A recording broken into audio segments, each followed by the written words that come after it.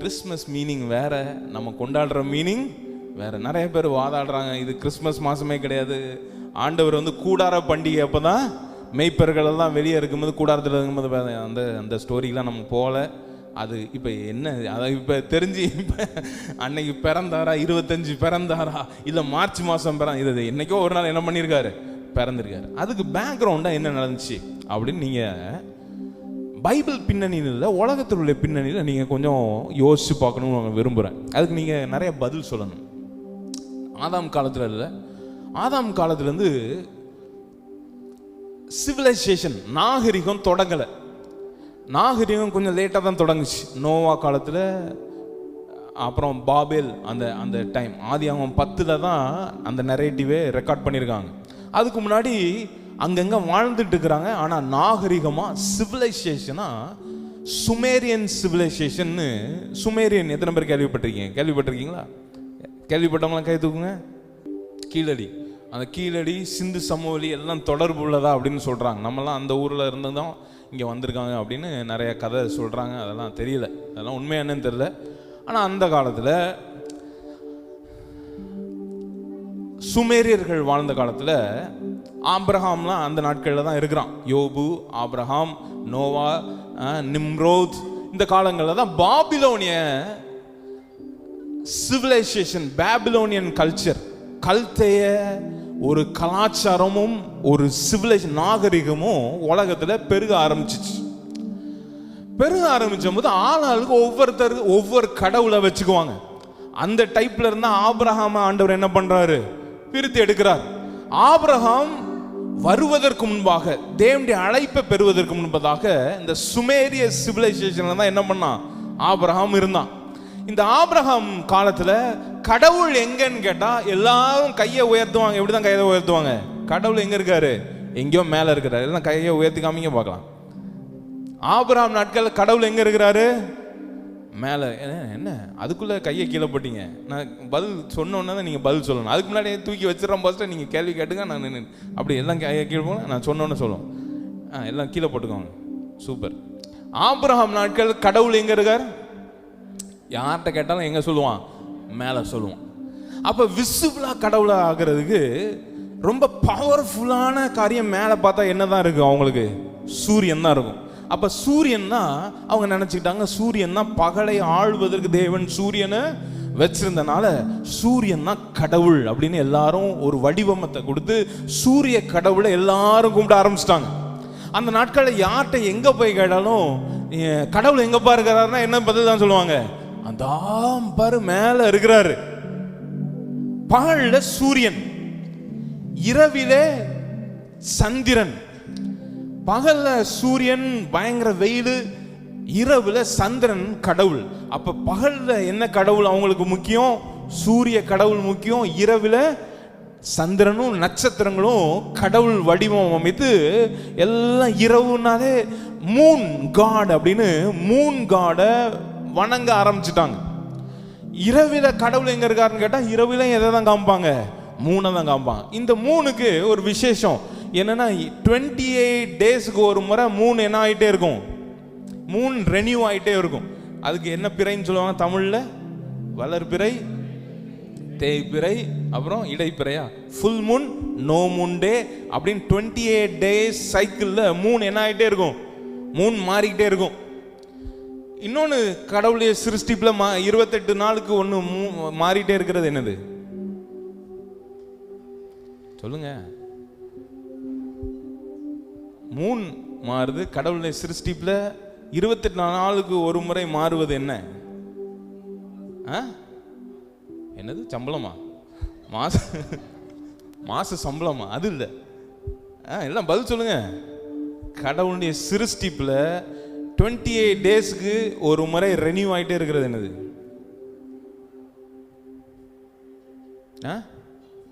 அமாவாசையா? அதை தான் சொல்றேன். அது மூணுங்க மாறுது. இன்னொன்னு சிருஷ்டிப்பு என்னன்னு கேட்டா அமாவாசையா? சொல்லுங்க. வெக்கமா இருக்கு பாஸ்டர். அதுக்கு நான் ஏ சிம்பிள் போடணும் பாஸ்டர். ஏன்னு போட்டு அடல்ட்னு போட்டுருவாங்க பார்த்தீங்களா, அது போடணும். பெண்களுடைய மென்ஸ்ட்ரல் சைக்கிள். ஏன் இதுல சொல்றதுக்கு இதுல என்ன வெக்கமா இருக்கு? ரைட். பெண்கள் எவ்வளோ பெரிய, அப்ப பெண்கள் யாரு? பெண்கள் எப்படி மூணுக்கு மூடு மாறுதோ அதே மாதிரி பெண்களுக்கும் என்ன ஆகுதான்? இது சயின்டிஃபிக்கா, நான் என்னையும் கல் எரிஞ்சிடக்கூடாது, சயின்ஸ் சொல்லுது. சரி, இப்ப மூன் இருக்கு, இரவுல பகல்ல சூரியன் இருக்கு. ஆபிரகாம் நாட்கள்ல கடவுள் எங்க இருக்கிறாரு? எல்லாம் கையை தூக்கி அப், எல்லாம் சொல்லுங்க அப், நல்ல சவுண்டா சொல்லுங்க, நல்ல அப்படியே எனர்ஜியா சொல்லுங்க பாருங்க. ஆண்ட கடவுள் எங்க இருக்கிறாரு? யார்கிட்ட போய் கேட்டாலும் எங்க இருக்கிறாரு? அப் அப்படிம்பார். அப். இன்னும் ஒரே முறை, ஆபிரகாம் நாட்கள் கடவுள் எங்க இருக்கிறாரு? அப். யார்கிட்ட போய் கேட்டாலும் இதுதான் பதில். இப்ப இந்த கடவுளை, சரி, இந்த கடவுளை ப்ளீஸ் பண்ணணும், என்ன பண்ணலாம்? இந்த கடவுள் மக்களை ஆசீர்வதிக்கணும் அப்படின்னா அங்கிருந்து வானத்திலிருந்து ஒரு மழை வந்தாதான் என்ன ஆக முடியும்? ஆசீர்வாதம் நினைச்சு. இப்ப மழை வந்துச்சுன்னா ஆண்டவர் நல்ல மூட்ல இருக்காருன்னு நினைச்சுக்குவாங்க. கடவுள் எப்படி நல்ல மூட்ல இருக்காரா அப்படின்னு எப்படி தெரியும்? நாட்களுக்கு, சீசனுக்கு, அந்தந்த காலத்துக்கு என்ன ஆகும்? மழை பெய்யும். மழை பெய்யலைன்னா கடவுள் எப்படி இருக்காருன்னு நினைச்சுக்கிறாங்க. கடவுள் ரொம்ப, நீங்க ஏதோ கடவுளை என்ன பண்ணிட்டீங்க, விரோதமா பண்ணிட்டீங்க, அதனால கடவுள் கோபமா இருக்கிறாருனால வானத்தை அடைச்சிருவார். சரியா வெள்ளம் வந்துருச்சா? இந்த மாதிரி வெள்ளம் வந்துருச்சுன்னா என்ன அர்த்தம்? கடவுள் ரொம்ப ஓவர் கோபமா, சந்தோஷமா இருக்காரா? செம கடுப்புல இருக்கிறாருன்னு அர்த்தம் கடவுள். அதனால மழையை செமையா என்ன பண்ணிட்டாரு? கொட்டிட்டாருன்னு இந்த சுமேரிய கலாச்சாரத்தில் அண்டர்ஸ்டாண்டிங் தான். இப்ப ஆபிரகாம் நாட்கள் இது நடந்துச்சு. இப்ப மோசே 430 வருஷத்துக்கு அப்புறம் 430 இயர்ஸ்க்கு முன்னாடி நடந்து மோசே இப்ப வராரு. இது பைபிள்ல இருக்க ஸ்டோரி. மோசே வந்த உடனே கடவுள் அங்க இருக்கிறான்னு சொல்றது ரிடிகுலஸா இருக்கு, முட்டாள்தனமா இருக்கு. கடவுள் எங்க இல்ல, அங்க இல்ல. கடவுள் நம்ம கேம்ப்ல இருக்கிறாரு. ஒரு குடிசையில தான் என்ன இருக்கிறாரு? ஒரு டென்ட்ல கடவுள் என்ன பண்றாரு? வாசமா இருக்கிறாருன்னு 45 அடிக்கு 15 அடி எல்லாம் கணக்கெல்லாம் போட்டு ஒரு டென்ட்டை என்ன பண்ணிட்டாங்க? வனாந்திரத்துக்குள்ள சொல்லி எல்லா இஸ்ரவேல் ஜனத்துக்கும் சொல்லிட்டான், கடவுள் அங்க இல்ல, கடவுள் எங்க இருக்கிறாரு?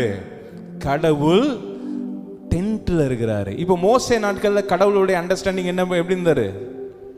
எல்லாம் சொல்லுங்க, இப்படி சொல்லுங்க பார்க்கலாம். எல்லாம் டென்ட். வெரி குட், கரெக்டா சொல்லிட்டான்டா. ஆபிரகாம் நாட்கள்ல எங்க இருந்தாரு? நல்ல எல்லாரும் சேர்ந்து சொல்லணும். நல்ல நீங்க மேல போயிட்டீங்க, அப்படியே மேல இருந்தாரோ, அப்படி மேல போய் பார்த்துட்டு வரேன் பாஸ்டர்னு மேல நைஸா போயிடக்கூடாது. எல்லாம் நான் நீங்க பதில் சொன்னாதான் அடுத்த ஸ்டோரிக்கு போவேன். ஆபிரகாம் நாட்கள் எங்க இருந்தாரு? இதெல்லாம் நீங்க சொல்லணும், தெரிஞ்சாதான் நீங்க சொல்லுவீங்க. இல்லைன்னா கிறிஸ்மஸுக்கு அடிதான் சுவிசேஷம் சொல்லி எதுக்கு கேட்க வெட்டுறீங்க? எதுக்குன்னா ஒண்ணுமே உங்களுக்கு சொல்ல தெரியாது. இதெல்லாம் நீங்க அதனால தான் உங்களுக்கு நான் பேக்ரவுண்ட் எடுத்து நாங்கள் இது பாஸ்டர் பிரசங்கம் கிடைக்கலன்னு ஏதோ கதையை விட்டுட்டு நிறைய பேர் அப்படிலாம் நினைச்சிக்க கூடாது. பிரசங்கம் பண்ண அப்புறம் நீங்க 2 மணி நேரம் உட்காரணும் பார்த்துக்கோங்க. வருஷம் ஃபுல்லாக பிரசங்கம் பண்ணிட்டு இருக்கோம், இன்னைக்காவது கொஞ்சம் நம்ம ரிலாக்ஸாக போவோம்னு பார்த்துருக்கேன். ரைட். அதனால நீங்க தான் ஹெல்ப் பண்ணணும். இப்ப மோசே நாட்கள் ஆண்டவர் எங்க இருக்காரு? எங்க இருக்காரு? டென்ட். எல்லாம் இப்படி கை காமிங்க, எல்லாம் டென்ட்டுக்கு கையும். அவங்களுக்கு எது முட்டாளா தெரியுது? யோ என்னையா கடவுள் அங்க இல்லையா? கடவுள் எங்க தான் இருக்கிறாரு? ஒரு கூடாரத்துக்குள்ள வாசமா இருக்கிறாருன்னு கூடாரத்துக்குள்ள சேரெல்லாம் போட்டான். ஒரு பெரிய சேரை கொண்டு வந்து என்ன பண்ணிட்டான்? போட்டான். உடனே ஜனங்கள் அங்க மாரிசனே எபனேஸ்வரமானே, என்னையா கடவுள் இருக்கிறான்னு வெறும் சேரை போட்டிருக்கானு. யோ சேரை தொட்ட நீ செத்த அப்படின்ட்டான். சேரை பார்க்கவே கூடாது அப்படின்னு வேற அதுக்கு என்ன பண்ணிட்டாங்க? ஒரு திரையை வேற மறைச்சி வச்சுட்டாங்க. வச்சு இப்ப கடவுள் எங்க வந்துட்டாரு? டென்ட்டுக்குள்ள வந்துட்டாரு. இதான் அண்டர்ஸ்டாண்டிங். அடுத்த தாவீது நாட்கள்ல இப்ப அதாவது இது எப்படி மாறுது அப்படின்னா, ஆண்டவர் மாறாதவராக இருக்கிறார். நேற்றும் இன்றும் என்றும் அவருடைய நாமம் நான் இருக்கிறவராகவே இருக்கிறேன், நான் மாறவே இல்லை அப்படிங்கிறார். ஆனா கடவுள் நியராக அருகில் வர வர வர கடவுளை கொடுத்ததான வெளிப்பாடு உங்களுக்கு எப்படி போகுது? நல்ல வெளிப்பாடு கிடைக்குது. கடவுள் ரொம்ப பேடான கடவுள் இப்ப எப்படி மாறிட்டே வருவாரு? கொஞ்சம் நைஸா மாறிட்டே வருவார். ரொம்ப மோசமான கடவுள், ரொம்ப ஆங்கிரி காட்.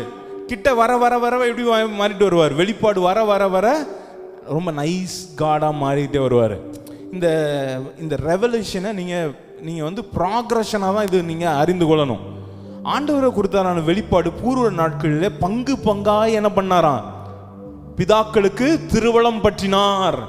அப்ப ஆண்டவரை குறித்ததான வெளிப்பாடு யாருக்குமே முழுசா இல்ல, தூரமா இருக்கிறார். இப்ப நீங்க ஆக்சுவலா ஃபிளைட்டு வானத்துல பார்க்கும்போது என்ன கம்பெனினே உங்களால என்ன பண்ண முடியாது, பார்க்க முடியுமா? பார்க்க முடியாது. ஏர் இந்தியாவா, ஸ்பைஸ் ஜெட்டா, இண்டிகாவா, ஒண்ணுமே பார்க்க முடியாது. ஆனா வர வர வர கிட்ட காட்சி எப்படி இருக்கும், ஃபிளைட் கிட்ட பார்த்தோம்னா ஃபிளைட்ல உள்ள எல்லா டீட்டெயிலும் தெரிய ஆரம்பிக்கும். இப்படிதான் கடவுள் இப்ப மேல இருக்கிறார் அப்படின்னு சொன்னோடனே டீட்டெயில் கம்மி. அதுக்கப்புறம் டென்ட்ல வந்தா டீட்டெயில் இப்ப என்ன ஆயிடுச்சு, இன்னும் நிறைய கடவுளை கொடுத்ததான டீட்டெயில் நிறைய பெருக ஆரம்பிச்சிருச்சு. இப்ப தாவீது நாட்கள்ல இது வந்துருச்சு. தாவீது நாட்கள்ல வந்த உடனே கடவுள் எங்க இருக்கிறாருன்னு கேட்டா, தாவீது என்ன பண்ணுவான், தாவீது ஒவ்வொரு ராஜாவா போய் மீட் பண்றான். ஒவ்வொரு ராஜாவை மீட் பண்ணா பெலிசியர் ராஜாட்ட போய் கேட்டா பெலிசியர் ஒரு பெரிய டெம்பிளை போய் காமிப்பான். ஒரு பெரிய டெம்பிள் ஃபுல்லா தங்கம், ஃபுல்லா அப்படியே மார்பிள் வச்சு கலக்கி வச்சிருப்பாங்க. வேர்ல்ட் பெஸ்ட் ஆஃப் த ஆர்ட்டா கட்டி வச்சிருப்பாங்க. உடனே தாவீது நினைப்பான், சே நம்ம கடவுள் என்னடா, நம்ம கடவுள் எங்க இருக்காரு, ஏதோ ஒரு குடிசைக்குள்ள ஒரு டென்ட்டுக்குள்ள வச்சுட்டோம். மேல அமெரிக்கிட்ட போனா அமெரிக்க ராஜா அவன் கடவுளை காமிச்சான், பிரம்மாண்டமான கடவுளை காமிப்பான். எல்லாம் கடவுளுக்கு எப்படி வச்சுருக்கான், கட்டி வச்சிருக்கான், பயங்கரமான கோயில் கட்டி வச்சிருந்த உடனே எல்லாரும் சே இவ்வளோ பெரிய கடவுளுக்கு பிரம்மாண்டம் அவங்க கட்டி வச்சிருக்காங்க, ஆனா நம்மகிட்ட இருக்கிற கடவுள் உயிர் உள்ள கடவுள், அவருக்கு நம்ம எப்படி வச்சிருக்கோம், அவரை கொண்டு டென்ட்ல வச்சிருக்கோம். இவருக்கு ஒரு ஆசை, இவனுக்கு ஆசை வந்தோன்னே, ஆண்டவரே நீங்க டென்ட்ல இருக்கக்கூடாது, நீங்க எப்படி இருக்கணும், நீங்க ஒரு சூப்பர் பில்டிங்ல இருக்கணும் ஆண்டவரேன்னு ஒரு பில்டிங் கட்ட பிளான் பண்ணிட்டான் தாவீது. பில்டிங் கட்டின உடனே, பில்டிங் கட்டுறதுக்கு அவன் பிளான் பண்ணாலும் சாலமோன் காலத்துல தான் அது என்ன ஆகுது, நிறைவேறுது. இப்ப கடவுள் எங்க இருக்கிறாரு, தாவீது நாட்கள்ல கேட்டா கடவுள் எங்க இருக்கிறாரு, ஒரு டெம்பிள்குள்ள இருக்கிறார். சாலமோன் கட்டின முதலாம் தேவாலயம். இப்ப நீங்க பதில் சொல்லுங்க, ஆபிரகாம் நாட்கள் எங்க இருக்கிறாரு, எல்லாம் ஏகமா பதில் சொல்லுங்க. ஆபிரகாம் நாட்கள் எங்க இருக்கிறாரு, அப் அப்படின்னு காமிச்சு. மோசே நாட்கள்ல கடவுள் எங்க இருந்தாரு, டென்ட்டுக்குள்ள இருந்தாரு. அப்புறம் டேவிட் நாட்கள் எங்க இருக்கிறாரு, எங்க இருக்கிறாரு, டெம்பிள்ல இருக்கிறாரு. கரெக்டா பதில் சொல்றான் பாருங்க தேவா. இப்ப எல்லாம் என்ன சொன்னேன், ஆண்டவர் கிட்ட கிட்ட வர வர வர ஆண்டவர் குறித்தான வெளிப்பாடு நல்லாகும். இன்னொன்னு என்னதான் நல்லாகும், அவர் நல்ல குணம் உள்ளவரும் வெளியரங்கமா வரும். தாவீது நாட்கள், மோசே இருந்த நாட்களோட தாவீது இருந்த நாட்கள் ஆண்டவர் குறித்து கர்த்தர் நல்லவர், அவர் கிருபை என்றும் உள்ளது. இதெல்லாம் பார்க்க அப்பதான் தெரியும், கிட்ட வந்ததுக்கு அப்புறம் தான் அவர் நைஸா இருக்கிறாரு. சே நம்ம நினைச்சிருந்த மாதிரி அவர் இப்படிப்பட்ட கொடூரமான கடவுள் இல்லை, ஒரு ரத்த காட்டேரி கிடையாது. இன்னைக்கு கடவுள் அன்பான கடவுள், நல்ல கிருபையான ஆண்டவர்னு நைஸரா மாறிட்டே இருக்கிறார். கடவுள் ஆங்கிரி காட்ல இருந்து கடவுள் நைசர் காடா மாறிட்டு இருக்காரு. இப்ப இயேசு நாட்கள்ல இன்னொரு வெளிப்பாடு வருகிறது. இயேசு சொல்றாரு, ஆபிரகாம் நாட்கள்ல எங்க இருந்தார் கடவுள், அப். மோசே நாட்கள்ல எங்க இருந்தாரு, டென்ட். தாவீது நாட்கள்ல எங்க இருந்தாரு, டெம்பிள்குள்ள இருந்தாரு. ஜீசஸ் நாட்கள்ல முதல் அவங்க சொல்றாங்க, தேவன் நம்மோடு, இம்மானுவேல், தேவன் நம்மோடே. முறை அந்த வெளிப்பாடு வருது. இதுவரை அந்த வெளிப்பாடு யாருக்குமே வரல. பூர்வ நாட்களிலே பங்கு பங்காய் பிதாக்களுக்கு திருவளம் பற்றின தேவன் இந்த கடைசி நாட்களிலே தம்முடைய குமாரன் மூலமாய் நமக்கு திருவளம் பற்றுகிறார். இப்ப இயேசு வந்த உடனே கடவுளுடைய கான்செப்ட் எப்படி இருந்து மாறிடுச்சா, பேட்ல இருந்து குட்டா வந்துச்சு, குட்ல இருந்து இப்ப எப்படி மாறிட்டாரு, ரொம்ப லவ்விங் ஃபாதர் அப்படின்னு மாறிட்டாரு, அன்புள்ள பிதா அப்படின்னு மாறிட்டு அந்த அந்த சுவிசேஷம் அப்படி மாறிட்டே வருது, ப்ராக்ரஷன் மாறிட்டே வருது. இப்ப அடுத்த ஸ்டெப் இதுதான் பேசிக்கு, இதான் அஸ்திபாரம். இதுக்கு அடுத்த ஸ்டெப் போறோம் பாருங்க. இப்ப ஆபிரகாம் நாட்கள்ல இந்த கடவுளை நீங்க ப்ளீஸ் பண்ணணும்னா என்ன செய்யணும், அவர் எங்க இருக்கிறார், ஆபிரகாம் நாட்கள்ல கடவுள் எங்க இருக்கிறாரு, அப்ல இருக்கிறாரு, ரொம்ப தூரமா இருக்கிறாரு, சூரியன்னா பார்க்குற மாதிரி இருக்கு. இப்ப அவரை நீங்க ப்ளீஸ் பண்ணணும், அவரை பிரியப்படுத்தணும். என்ன பண்ணலாம், வெரி குட். என்ன பண்ணலாம்? பலி செலுத்தலாம் அப்படின்னு ஒரு சிஸ்டம் வந்துருச்சு. இவங்க மனசாட்சிக்கு அப்பதான் தேவைப்படுது. ஒரு பலி செலுத்தினாதான் கடவுளை நம்ம என்ன பண்ண முடியும்? ப்ளீஸ் பண்ண முடியும். என்னதை பலி செலுத்தணும் தெரியாது, தெரியவே தெரியாது. எதை பலி செலுத்தணும்னே தெரியாது. ஏன்னா எங்க இருக்கிறாரு? மேல இருக்கிறாரு. அப்ப அவர்கிட்ட போய் என்ன பலி செலுத்துறன்னு தூரமா இருந்தாலே இன்ஃபர்மேஷன் கம்மி, இன்ஃபோ கம்மி. அப்ப என்ன பலி செலுத்தணும் தெரியாது. எவ்வளவு செலுத்தணும் தெரியுமா? அளவும் தெரியாது. அந்த நாட்களில் சுமேரியன் கல்ச்சர்ல 2 விதமான பலி. ஒன்னு செல்ஃப் மியூட்டிலேஷன், இன்னொன்னு animal sacrifice.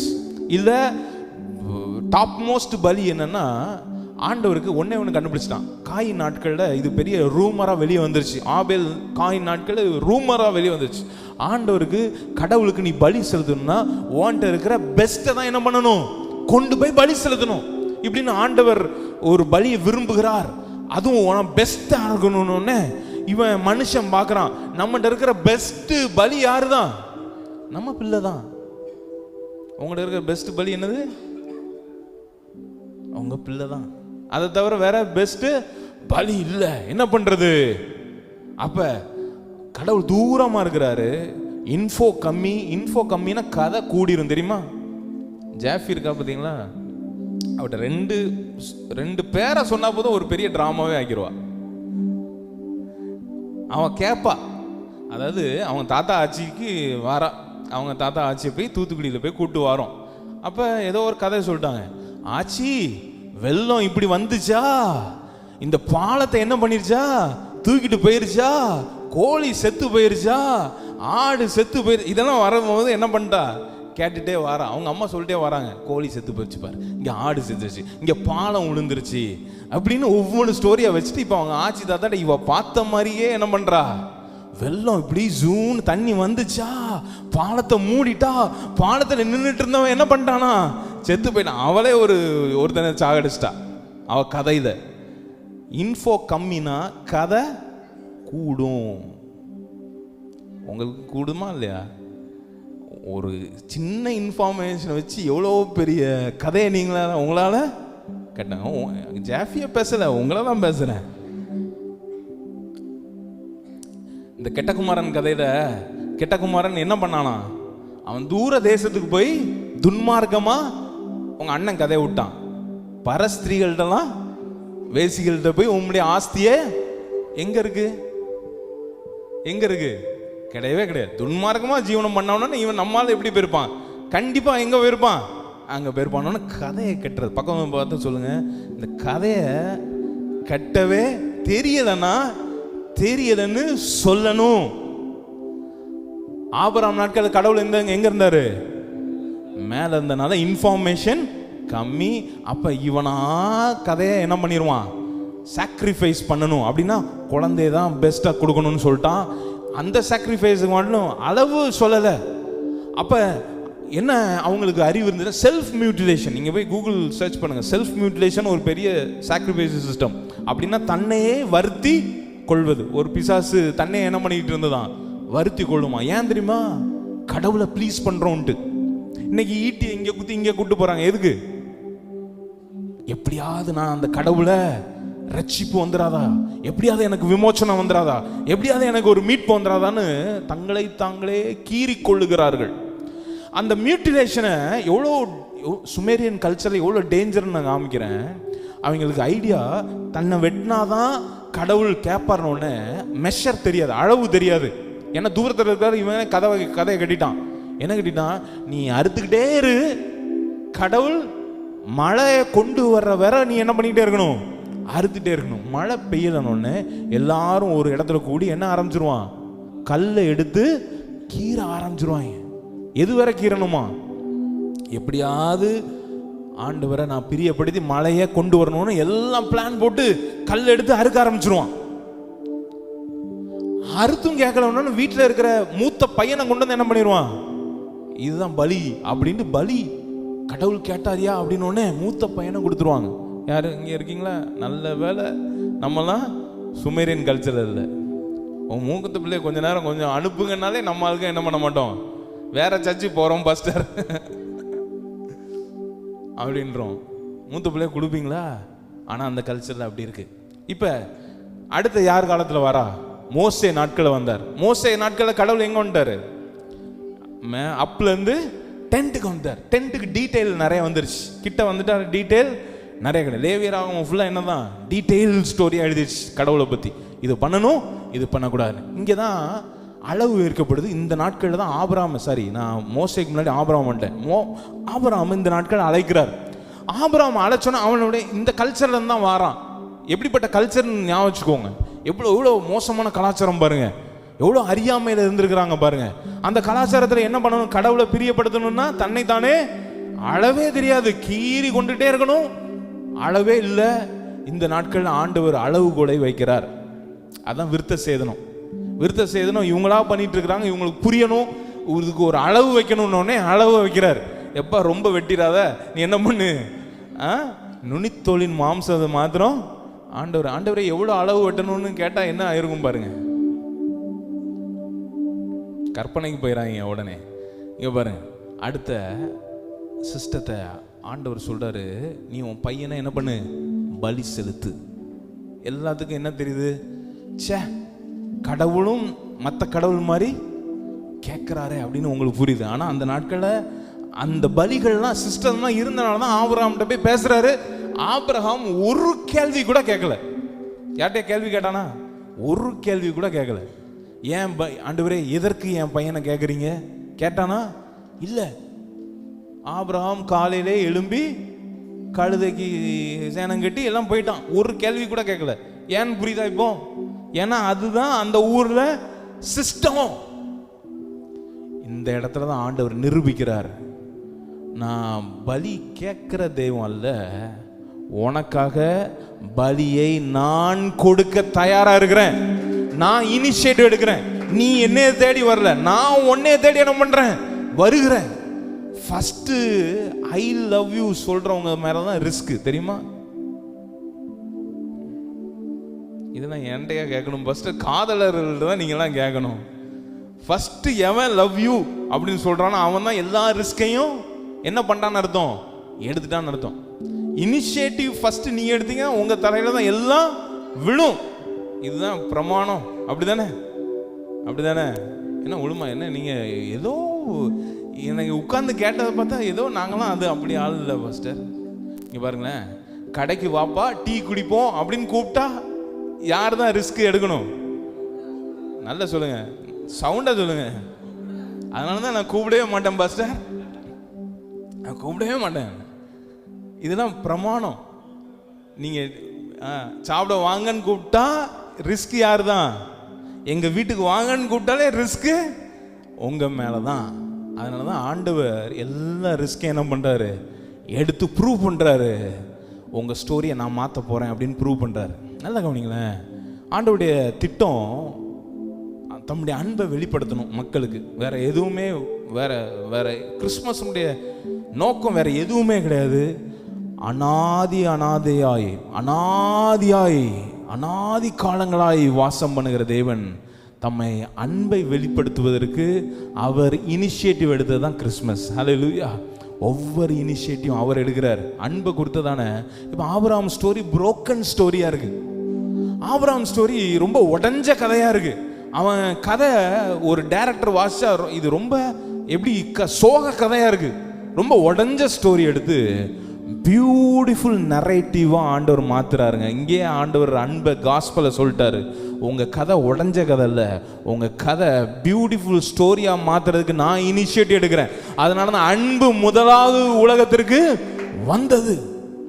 Love game first. பக்கத்துல பார்த்து சொல்லுங்க, எவ்வளவு மோசமான ஸ்டோரியா இருந்தாலும் சரி, உங்க ஸ்டோரிய தி பெஸ்ட் ஸ்டோரியா மாத்துறதுக்கு தான் கிறிஸ்து இந்த உலகத்திலே வெளியரங்கமாக இருக்கிறார். ஹல்லேலூயா. இப்போ கிறிஸ்து வராமல் இருந்தால் நம்ம எப்படி உயிர் வாழ்ந்துருப்போமா இல்லையா? கண்டிப்பாக உயிர் வாழ்ந்துருப்போம். ஆனால் நம்ம ஸ்டோரியை ஒரு டைரக்டரும் என்ன பண்ண முடியாது, எடுத்துக்கு படமாலாம் ஆக முடியாது. வேணா வேற படம் ஆகலாம். இருக்கதே ட்ராஜடி ஸ்டோரியாக உங்கள் ஸ்டோரியை மாற்றலாம். ஆனால் ஆபிரகாம் வாழ்க்கையில் தேவன் இடைப்படுகிறார். He initiated the love. First initiate பண்ணி அவன் ஸ்டோரி லைனை ஆண்டவர் மாத்துறாரு. இது நமக்கு சுவிசேஷம். உங்க ஸ்டோரி லைனையும் தேவன் மாற்றுவதற்காக தம்முடைய பிள்ளையே உங்க வாழ்க்கையில அனுபவிச்சிருக்கிறார். ஹல்லேலூயா. இப்ப பாருங்க, இப்ப பலி செலுத்துறது உடனே ஆபிரகாமுக்கு டீட்டெயில் வந்துருச்சு. நுனித்தோலின் மாம்சம் இருந்தா போதும். அடுத்து ரெண்டாவது பெஸ்ட் பலியை மூத்த பிள்ளையை தான் கொடுக்கணும்னா ஆபிரகாம் எந்த கேள்வியும் கேட்காம மூத்த பிள்ளையை கொண்டு போறான். முதலாவது ஆண்டவர் சொல்றாரு, பலி இனிமே இருந்து நம்ம சிஸ்டத்தை மாற்றுவோம். நான் பலியை விரும்புகிற கடவுள் அல்ல. நான் உனக்காக நான் என்ன பண்றேன், பலிக்கு எல்லாம் நான் பார்த்து கொள்கிறேன். எல்லாம் மலையிலே பர்வதத்திலே, கர்த்தருடைய பர்வதத்திலே பார்த்து கொள்ளப்படும்ங்கிற வெளிப்பாடு ஆபிரகாமுக்கு வந்தோடனே அங்கதான் அனிமல் சாக்ரிஃபைஸ் போதும் அப்படின்னு வந்துருச்சு. இப்ப ஆபிரகாம் நாட்களுக்கு முன்னாடி, கர்த்தரை சந்திக்கிறதுக்கு முன்னாடி ஆபிரகாம் நாட்களில் என்னையா பலினா அவங்களுடைய ஆட்டிடியூட் எப்படி இருக்குன்னா தெரியல, எனக்கு தெரியாது, ஐ டோன்ட் நோ. அதனால அவங்களா ஒரு கதையை என்ன பண்ணுவாங்க, கெட்டுவாங்க. இப்ப ஆபிரகாம்கிட்ட என்ன பலி செலுத்தணும்னா ஆபிரகாம் சொல்லுவார், என்ன சொல்லுவாரு, நுனித்தோலின் மாம்சத்தை பாருங்களேன். ஒரு ஆடு, நீங்க ஒரு ஆடை செலுத்தினா போதும்னு வந்துருச்சு, அனிமல் சாக்ரிஃபைஸ் வந்துருச்சு.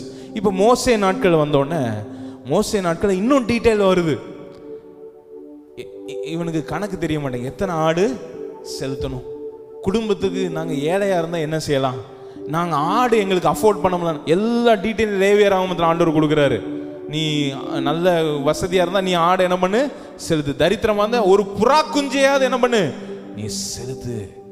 டீட்டெயில், ஒரு குடும்பத்துக்கு ஒரு ஆடு. பக்கத்துல பார்த்து சொல்லுங்க,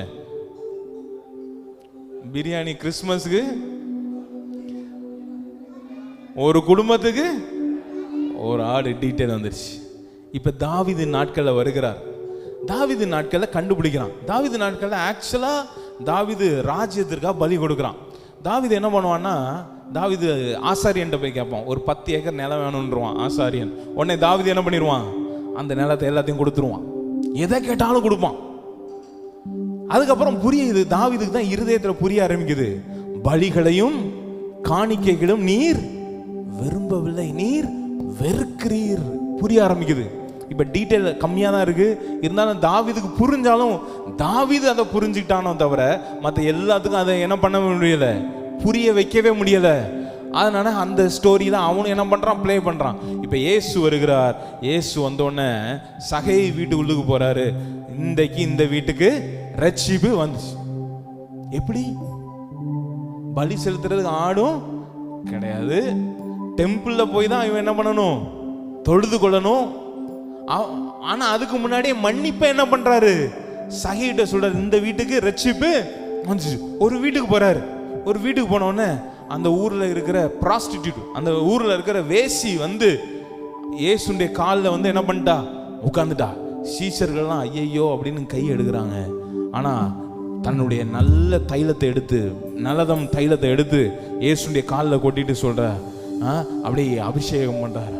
எல்லாரும் பார்த்துட்டு இருக்கிறாங்க. அப்ப அவர் சொல்றாரு, உன் பாவம் உனக்கு மன்னிக்கப்பட்டது. பலியே செலுத்தல, ஆட்டுக்குட்டியே அடிக்கப்படல, ஆனா சொல்றாரு, உன் பாவம் உனக்கு மன்னிக்கப்பட்டது. கள்ளன் தொங்கிட்டு இருக்கான் சிலுவையில. நீங்க மாத்திரம் அந்த நேரத்துல நான் என்ன செய்யணும், நான் மன்னிக்கப்படுவதற்கு, நான் ரட்சிக்கப்படுவதற்கு என்ன செய்யணும், நீங்க உங்கள்கிட்ட கேட்டா நீங்க என்ன சொல்லியிருப்பீங்க, சொல்லுங்க. என் பாவம் மன்னிக்கப்படணும், என்ன செய்யணும், ஒரு ஆட்டை பிடிச்சிட்டு தொங்கிட்டு இருக்கவனுக்கு எங்க டைம் இருக்கு, தேவாலயத்துக்கு போய் பலி செலுத்து, எதுவுமே சொல்லல. இன்று நீ என்னோடு பரதேசில இருப்பாய். எவ்வளவு டீட்டெயில் சொல்றாரு பாருங்க. இதுதான் கோபம். எப்படிடா இவரு, ஆட்டுக்குட்டி இல்ல, மிருக பலியும் இல்ல, தேவாலயத்துக்கு வரல, ஆனா எல்லாத்தையும் பார்த்து என்ன பண்றாரு, பாவத்தை மன்னிக்கிறாரு. இவரை கொண்டு கல்லெறியணும்னு இருக்க ஆரம்பிச்சிட்டான்.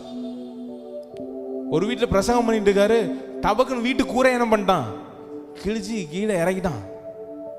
இறக்கி பார்த்தா அவன் சொல்றாரு, மகனே நீ என்ன பண்ணு, உன் பாவம் உனக்கு, எல்லாத்தையும் மன்னிப்பு கொடுக்குறாரு, சிஸ்டத்தை மாத்துறாரு. பவுல் இன்னும் அடுத்த ரேஞ்சு கொண்டு போயிட்டாரு. இயேசு தேவன் நம்மோடுன்னு சொன்னத பவுல் சொல்றாரு, நீங்களே தேவனுடைய ஆலயமா இருக்கிறீர்களே, உங்களுக்குள்ளே தேவ ஆவியானவர் வாசம் பண்ணுகிற வாசஸ்தலம். ப்ராக்ரஷன் கூடிட்டே இருக்கு. ப்ராக்ரஷன் கூட கூட வெளிப்பாடு என்ன ஆகிட்டே இருக்கு, நல்லா ஆகிட்டே இருக்கு. வெளிப்பாடு நல்லா ஆக ஆக ஆண்டவர் எப்படியே மாறிட்டு வராரு.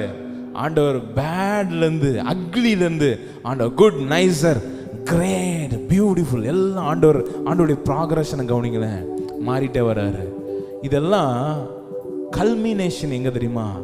இதெல்லாம் முடிவு கட்டுறதற்கு, இந்த மாதிரி அறியாமையிலேருந்து ஜனங்களை விடுவிப்பதற்கு, என்ன செய்யணும்னு தெரியாமல் இருந்த இடத்துலேருந்து பலியை தான் பெரிய ஒரு பலியாக நிறுத்திட்டு இருக்க நேரத்தில் ஆண்டவர் பார்க்குறாரு, இவங்களுக்கு ஒரே தரம் பலி கொடுக்கணும், அந்த பலியில் எல்லா உலகத்துடைய பாவத்தை என்ன பண்ணணும், மூடணும்னா ஒரே வழி தம்முடைய குமாரனை அனுப்புகிறார். நம்ம நினைக்கிறோம் குமாரன் ஏதோ பிளான் பில வந்துட்டார்.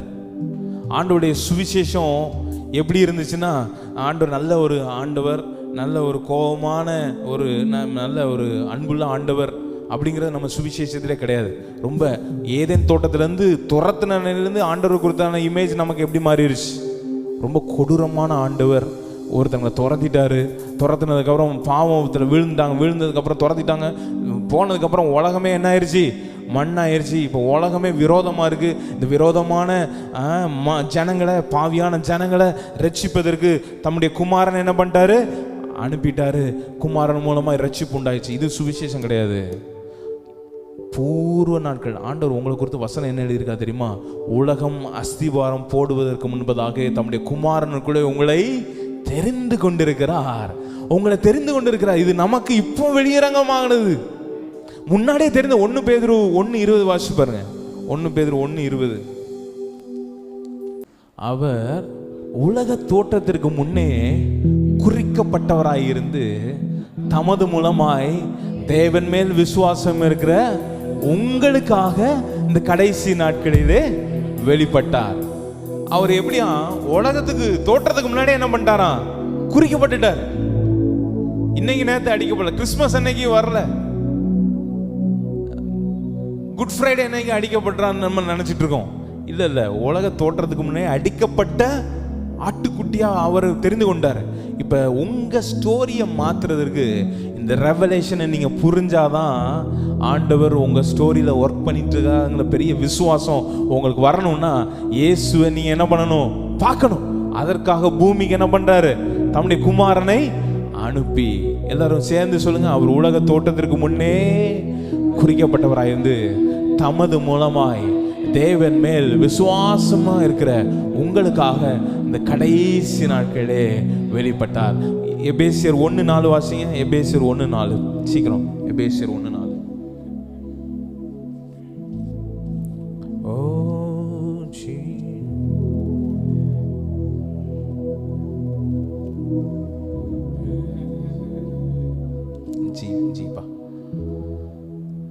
தமக்கு முன்பாக நாம் அன்பிலே பரிசுத்தம் உள்ளவர்களும் குற்றமில்லாமல் இருப்பதற்கு அவர் உலக தோற்றத்துக்கு முன்னே கிறிஸ்துவுக்குள் நம்மை தெரிந்து கொள்ளப்பட்டபடியே.